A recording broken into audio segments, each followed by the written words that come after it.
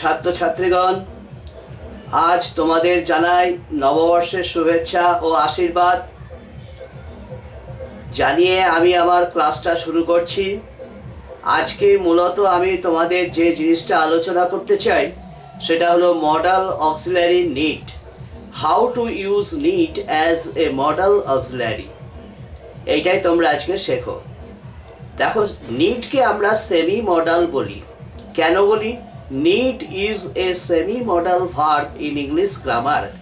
For this reason, that need in one side plays a role of ordinary verb and in other side it plays a role of auxiliary verb.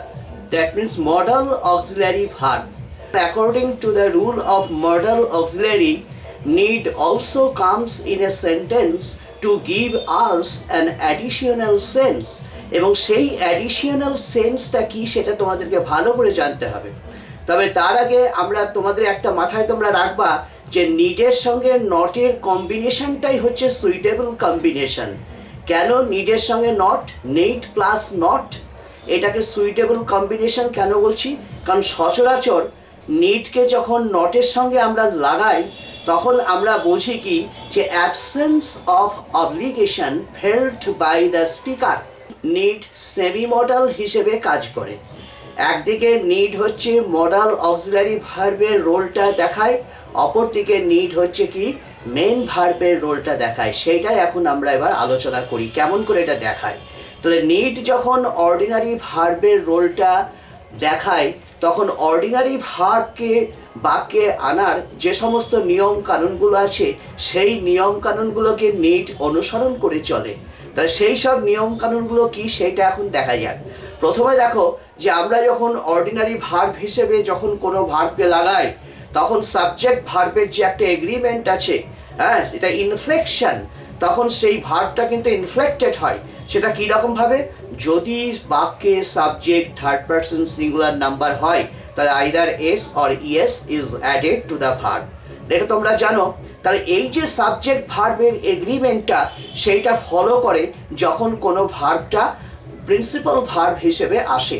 তাহলে need যখন সেন্টেন্সে principal verb হিসেবে আসে তখন নিডকে আমরা যদি subject দেখি third person singular number তাহলে নিডের সঙ্গে আমরা এস বা ইএস যোগ করি। If an ordinary verb is allowed to come in a sentence it is always followed by full infinitive. That is 2 plus base form of the main verb is called full infinitive. Remember this. তাহলে need, তাহলে দেখা যাক কি করে এটা নিডটা ফুল ইনফিনিটিভের আগে নিডটাকে বসানো হয়। He needs to take rest, he is really tired, he needs to take rest. যখন এই সেন্টেন্সটা আমরা বলছি তখন দেখো সাবজেক্টে হিটা কি থার্ড পারসন সিঙ্গুলার নাম্বার। তাহলে থার্ড পারসন সিঙ্গুলার নাম্বার পরে নিডটা বসলো, subject he third person singular number, তারপর নিডটা বসলো, এস নিডের সঙ্গে যোগ হলো। তাহলে এই যে addition of S to the end of the verb need is another symptom of thinking that need is an ordinary verb, is not it? Inflected form of needটা কি করলো যে ফুল ইনফিনিটিভটার আগে বসলো। So need is always followed by full infinitive, 2 plus base form of the main verb, is not it? আবার একটা ordinary ভার্বকে যখন আমরা সেই সেন্টেন্সটাকে ইন্টারোগেটিভ স্ট্রাকচার বা নেগেটিভ স্ট্রাকচারটা যখন দেখাই তখন কিন্তু যেমন রুলগুলো আছে, যেমন নেগেটিভ সেন্টেন্স তৈরি করতে গেলে কি আসে? টু সাপোর্ট আসে। তাহলে আমরা যদি বলি যে he needs to take rest, তাহলে এক্ষেত্রে আমরা কি বলবো নেগেটিভ সেন্টেন্স তৈরি করতে গেলে? He doesn't need to take rest, is not it? He doesn't need to take rest. Interrogative স্ট্রাকচারটা বলতে কি বুঝবো? যে does he need to take rest. তাহলে নেগেটিভ ইন্টারোগেটিভ স্ট্রাকচারটা যখন করছি তখন নিড যখন অর্ডিনারি ভার্ব হিসেবে আসে তখন এই ডু সাপোর্টটা নিয়ে আসে। আবার যখন আমরা নিজের পাস্ট টেন্স, ধরো needed, past participle form needed, তাহলে নিডকে যখন পাস্ট টেন্সে নিয়ে যাবো যে he needed to take rest, এই কথাটা যখন বলছি he needed to take rest, তার বিশ্রামের প্রয়োজন ছিল, he needed to take rest. তাহলে হি তারপরে নিডেড, তাহলে নিডটা এখানে ইনফ্লেক্টেড হয়ে গেল কেমন করে? টেন্স অনুযায়ী। কি টেন্স হলো? সাবজেক্টের পরে নিডটা পাস্ট টেন্সে গিয়ে বসলো। তাহলে দেখো he needed to take rest, তাই না? তাহলে আমরা দেখলাম কি যে যখন নিডটা অর্ডিনারি ভার্ব হিসেবে কোনো বাক্যে আসে তখন যে সমস্ত নিয়ম কানুনগুলো অনুসরণ করে তার মধ্যে একটা হচ্ছে কি সাবজেক্ট ভার্ব এগ্রিমেন্ট রুল যেটা আসে, থার্ড পারসন সাবজেক্ট হলে এস বা ইএস যোগ হয়, সেটা আমরা দেখলাম। তারপরে টেন্সের সঙ্গে একটা এগ্রিমেন্ট আসে, যদি সেটা পাস্ট টেন্স হয় তাহলে আমরা সেই মূল ভার্বটাকে পাস্ট টেন্সে পাঠাই। সেখানে নিডও দেখো he needed to take rest, যখন আমরা বলছি এই সেন্টেন্সে নিডটা পাস্ট ফর্মে গিয়ে বসলো, তাই না? আবার দেখো অর্ডিনারি ভার্ব হিসেবে আরেকটা যে অ্যানাদার রুল যেটা আছে, সেই রুলটা কি যে an ordinary verb is always followed by bare, not by bare infinitive but by full infinitive. তাহলে an ordinary verb is always followed by full infinitive। এখানে he needs to take rest যখন বলছি এই needs এটা inflected form, এই inflected form of need is followed by full infinitive, that is to take, is not it?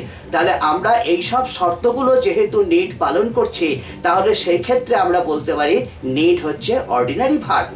তাহলে নিশ্চয়ই বুঝতে পারলে অর্ডিনারি ভার্ব নিডকে যে বলছি তার পেছনে বলার যেসব যুক্তিগুলো আছে আমি তোমাদের এক এক করে দেখিয়ে দিলাম। এইবার দেখা যাক নিডকে আমরা কি করে মডাল অক্সিলারি সেমি মডাল কেন বলছি। সেমি মডাল মানেটাই হচ্ছে দুটো রোল আছে, ডুয়াল রোল। একদিকে অর্ডিনারি ভার্বের রোল, অপরদিকে মডাল অক্সিলারি ভার্বের রোল। এই দুটো রোল যেহেতু আছে সেই জন্য এটাকে বলা হচ্ছে ডুয়াল রোল। এই ডুয়াল রোল যে সমস্ত ভার্বগুলো পালন করে তাদের কি বলে semi modal. Need is one of them, remember this. তাহলে নিড হচ্ছে সেমি মডাল ভার্ব। তাহলে এবার আমরা অর্ডিনারি ভার্ব হিসেবে নিডকে প্রয়োগ করলাম, কি করে করতে হয় জানলাম। এবার নিডকে আমরা দেখা যাক কি করে মডাল অক্সিলারি হিসেবে নিড আসে। যখন মডাল অক্সিলারি হিসেবে নিডকে আমরা বাক্যে বসাই তখন কিন্তু নিডের সঙ্গে নটের কম্বিনেশনটা লাগবেই, সেই নিড নট। তাহলে নিড নটটা কি? What does the phrase need not actually imply? Need not implies absence of obligation felt by the speaker. আমি বলছি you need not take rest, যখন বলছি you need not take rest তাহলে এখানে দেখো নিড নট টেক রেস্ট, এখানে to support এসেছে, এটা তো একটা negative, this is negative sentence. এই নেগেটিভ সেন্টেন্সে কিন্তু কোনো ডু সাপোর্ট নাই। অথচ অর্ডিনারি ভার্বকে প্রয়োগ করার সময় তখন আমরা দেখলাম ডু সাপোর্ট বা ডাস, ডিড, পাস্ট টেন্স এগুলো সব এসেছিল। থার্ড পার্সন সিঙ্গুলার নাম্বার হলে ডাসকে আমরা দেখেছি, ডু এমনি ফার্স্ট পার্সন সেকেন্ড পার্সনের ক্ষেত্রে দেখেছি, পাস্ট টেন্সে ডিডকে দেখেছি। কিন্তু এখানে দেখো সেই do support, does support, did support এখানে কিন্তু এই সেকেন্ড ফেজে নাই। কেন? কারণ নিড হচ্ছে এখানে মডাল অক্সিলারি রোল, নিড এখানে মডাল অক্সিলারি হিসেবে আসছে।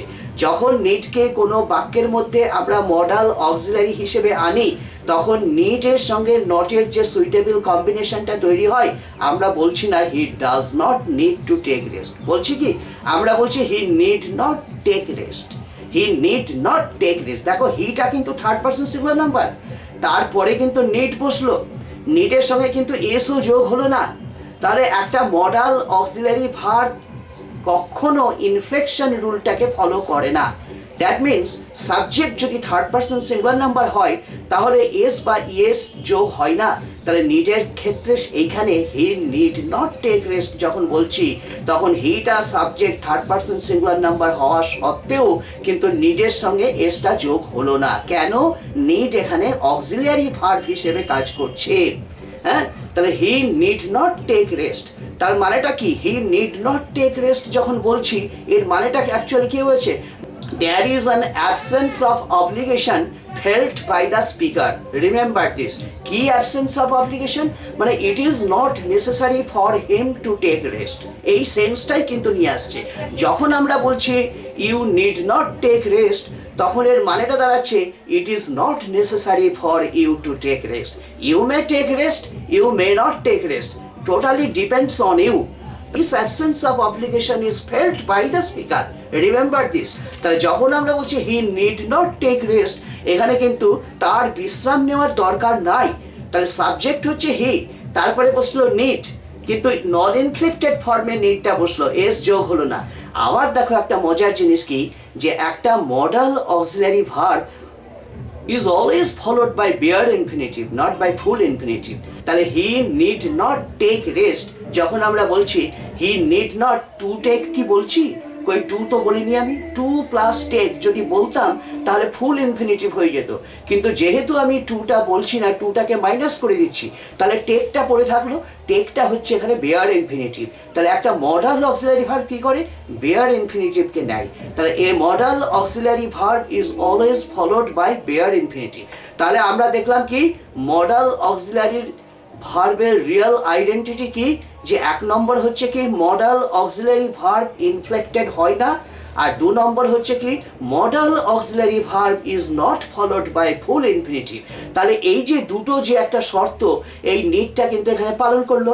এই যে he need not take rest যখন বলছি, কিন্তু এখানে দেখো হি নিডস বলছি না। তাহলে নিডস যদি বলতাম তাহলে ইনফ্লেক্টেড হয়ে যেত, কিন্তু আমরা বলছি হি নিড। তাহলে হি নিড, এই নিডটা এখানে নন ইনফ্লেক্টেড ফর্ম। তারপরে দেখো নট টেক আছে, টেক টু টেক আমরা বলছি না। টু টেক বললে ফুল ইনফিনিটিভ হয়ে যেত, কিন্তু টেক বলার জন্য এটা বেয়ার ইনফিনিটিভ হলো। তাহলে need is followed by bare infinitive, need is non inflected form, so need here is a modal auxiliary verb. তাহলে একদিকে নিড দেখাচ্ছে কি অর্ডিনারি ভার্বের রোল, অপরদিকে নিড দেখাচ্ছে কি মডাল অক্সিলারি ভার্বের role.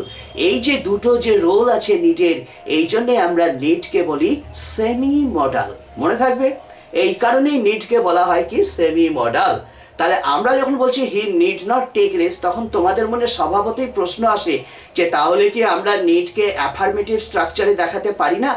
Need in affirmative structure always requires formal situation and context. Remember this. তাহলে নিডকে অ্যাফার্মেটিভ স্ট্রাকচারে ব্যবহার করাটা খুব বিরল কেস, এটা একটা, ইট ইজ রেয়ার। তাহলে এটা ফর্মালিটি ছাড়া এটা ব্যবহার করা যায় না। ইন্টারোগেটিভ স্ট্রাকচার দেখো, নিড আই টেক রেস্ট, যখন বলছি নিড আই টেক রেস্ট, আমার কি বিশ্রামের দরকার আছে, তখন নিড আই টেক রেস্ট এটা ইন্টারোগেটিভ, কোশ্চিন করছি আমি কাউকে, হ্যাঁ বলতেই পারি। নেগেটিভ তাহলে কি হবে? নেগেটিভটা হচ্ছে common, I need not take rest. তাহলে নেগেটিভ হচ্ছে I need not take rest, interrogative হচ্ছে নিড আই টেক রেস্ট।